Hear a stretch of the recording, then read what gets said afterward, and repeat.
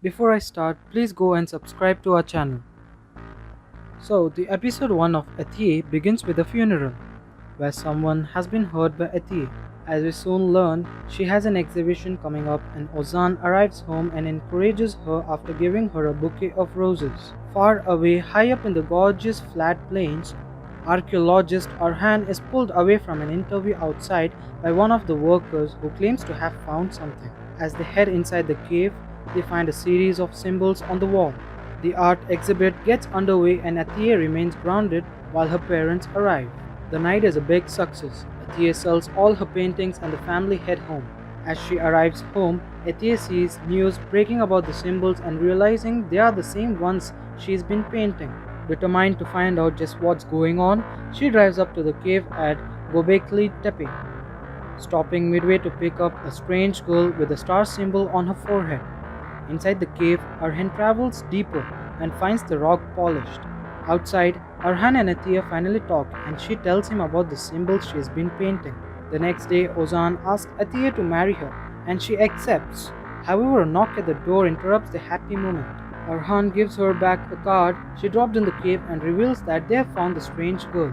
Episode 2 opens up with a strange woman scratching the familiar symbols into a wall. Meanwhile, Arhan arrives at the school as a newfound celebrity after his discovery in the caves.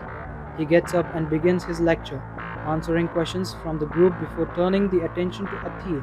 Without much to go on, she and Arhan speak to the professor about the symbols and learn one of them means, "Who are you?" Arhan heads out for dinner and is given his father's notebook by Professor Honor, where he finds the same strange drawing of the star-symboled girl inside. Back home, we learn a little more about Arhan's past, including his tragic backstory involving a car crash. Obsessively, he begins researching but falls asleep at his laptop. When he awakens, he finds strange writing scrawled in the notebook reading Atiye Zuhre, which only becomes clear in the dark. A stressed Atiye awakens in a hospital where Ozan sees her and tells her she has been referred to a psychiatrist. Telling the truth, Atiye tells the woman about her vision and goes on to admit she believes herself to be special.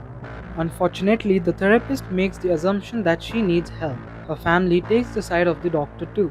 Back home, she sees a symbol of a crane within the paintings and phones Arhan, informing him about the Zohre name and how Professor Honor had papers with that very name recorded down. And even more so, the strange older woman she's been seeing happened to be one of the pictures in his father's journals too. As Arhan phones Atiye and lets her know, he is ambushed by someone who steals his folder. Episode 3 begins with Arhan and our lead protagonist following the address on the picture but finding nothing. However, Atiye hears the same strange scratching noise and suspects the man inside is hiding something. Breaking in, she sees a number of symbols around the walls before seeing Zohre sitting at the sofa. As it turns out, Zohre is blind, but she tells her they need to go on to a trip together. It turns out Zohre is her grandmother, and as they drive back home, Atiye heads up to her parents. She shows them a picture of Zohre and asks outright about her grandmother. Her family act a little shadily and doesn't tell her anything. Atiye heads back to the house but finds no Zohre, leading to her breaking down and crying on the floor. After running a registration check and following the clues, Arhan receives a message from a woman claiming to have been healed by Zohre. She tells her to travel up to the mosque while we see Atiye preparing for her wedding. Arhan shows Atiye that she is not crazy, presenting Zohre to her just before she walks out the bridal room. Realizing she is not crazy, our protagonist ditches her wedding and drives away. Episode 4 begins with a flashback to the past where masked guards enter a house and demand it to be burned down. A blood-soaked girl hides around the corner but sneaks out the house before it completely burns to the ground. As we cut back to the present, Atiye's mom looks at the note her daughter left and appears to go into shock. They leave it to Serdar to bring her back. It turns out the group's destination is Nemrut. Atiye and the others drive up there while Kansu listens from far and hears Serdar discussing the possibility of killing Arhan. Zohra tells Arhan to stop the car. Arhan guides her down to a lake where she places his hand on the ground, and he experiences flashes of the car crash haunting his past. It turns out a man on a motorcycle was there that night and killed his father. The group arrive in Nemrut and Atiye phones Kansu, telling her she is safe but also not to tell anyone where she is. As she hangs up the phone, a crowd gather around Zohre and appear to worship her grandmother. And as the day turns to night, they huddle around a campfire while Zohre sleeps. Back on top of the hill, Atiye awakens to find Zohre missing. After a long struggle, high up in the mountain, Atiye finds her grandma, beating two stones together and appearing to worship the rising sun. Zohre gives her granddaughter a cryptic message before passing out and dying right there on the mountain top. As she does, Atiye spies the star-symboled girl again and races after her, following her deep into a cave which then collapses behind her, leaving her trapped. In episode 5, Arhan goes to find Atiye. Ozan arrives at the dig site along with the rest of the family and accuses him of being responsible for Atiye's disappearance. The accompanying soldiers arrest Arhan and take him away. As they do, Syrup finds a dead Zohre in the ambulance and hysterically curses her for bringing his craziness back into her daughter's life. As it happens, Zohre also has the star symbol on her. In the cave, Atiye follows a snake into a connected passageway and once there, finds a strange girl in a robe. She continues to stumble forward, muttering she doesn't want to die before hanging her head. When she lifts it, a woman with brilliant red hair looks at her, unblinking, and tells her to keep going deeper, seemingly communicating through her mind. In the depths of the cave, she finds a bumblebee and heads deeper. As she does, she finds a mom sitting next to a crib singing a tale about a farmer and cattle. Atiye seems to think so, but as she approaches the crib and bends down to examine the baby, it vanishes before her eyes. Arhan escapes custody and grabs Kansu from behind and they silently walk off together to find answers while at the dig site, they prepare to arm explosive and break into the tunnels. Atiye sees more of her painful past, including a difficult moment involving Ozan sleeping with her, seemingly against her will. Eventually, she finds a coffin with symbols all over it, and as she does, the voice in her head tells her she's done it. That voice reveals itself to be Zohra, who places a necklace around her neck.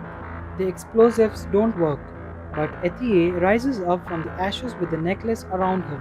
In episode 6, Atiye sees her painting, while Arhan opens a box belonging to his father and looks over the items inside. Breathing heavily, he looks at a picture and notices behind it a hidden book. Given the pages are empty, he instead shines a torch on it and finds that dangerous men tracking his father down and trying to stop him from revealing the truth. He phones Honor and questions him over what happened in the past. He apologizes, and it's here he reveals that Arhan's parents were killed in a car crash. Arhan finds a tape holding strange words that seem to point towards another clue. That clue leads him to Shahmaran, a fable around the Queen of Snakes and of souls transporting from mother to daughter. Soon after, Arhan is arrested over stolen items and inside the cell speaks to Atiye about his parents being killed and the numbers. As it happens, the numbers that Arhan have been repeating are actually verses that his cellmate is also been repeating. And as he finally stops and listens, the words begin to make sense as the pieces of the mystery come together. Resurrection after death, the tree of life.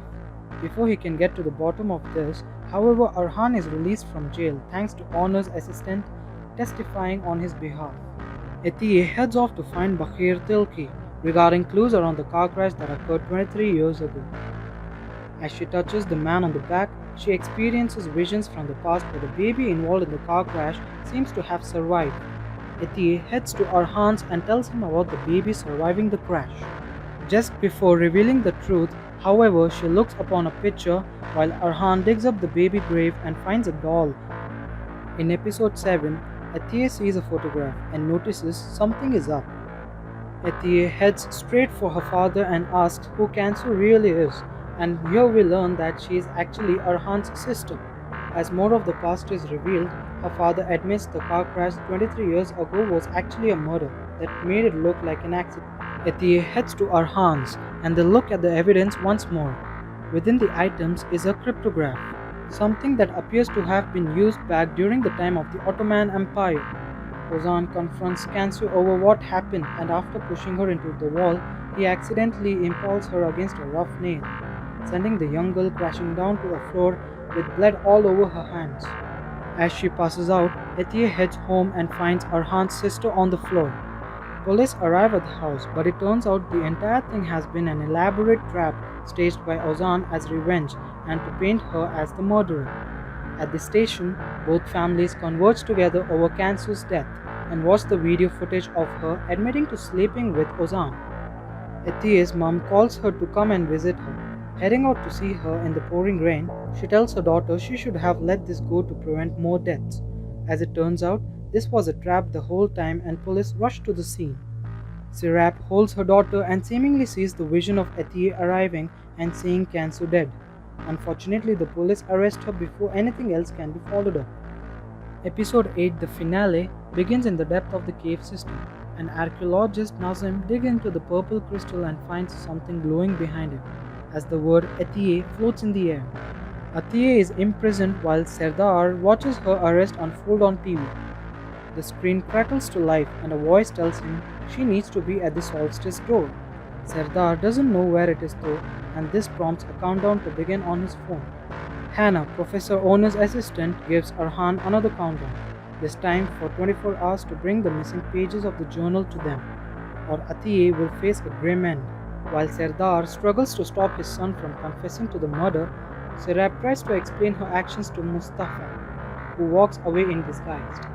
In a flashback, we see her burning off the star symbol on her arm, signifying that she is actually part of this whole prophecy.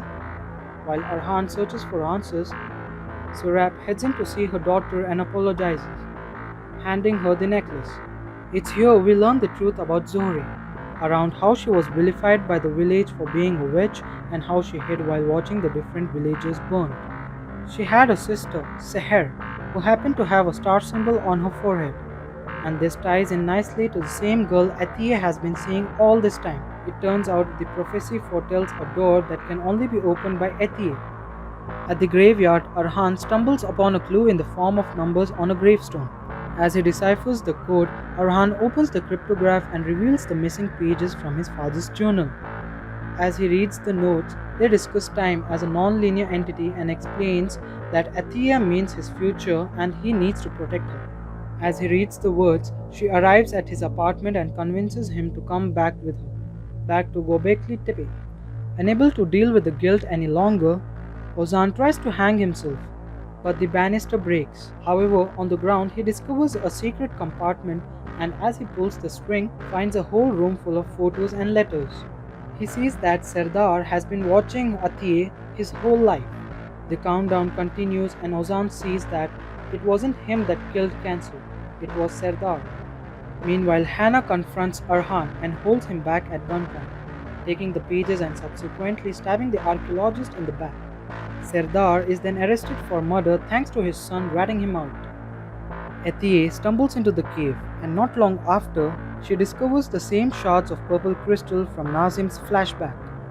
She crawls through the tunnel, and as she does, she comes across Kansu, who is dressed in robes. As she lets her go, instead of Kansu, there is a woman named Elif. And as she turns and heads outside, she sees the familiar symbols from before on the wall opposite. The show leaves the audience with a lot of unanswered questions. What was Serdar's endgame? Like, he has been watching Atiye his whole life, but why? What is this solstice door? Is it the time tunnel we saw her crawl into? What is the countdown for? Season 2 will obviously answer all these unanswered questions. But before that, if you have any theories on this, let us know in comments.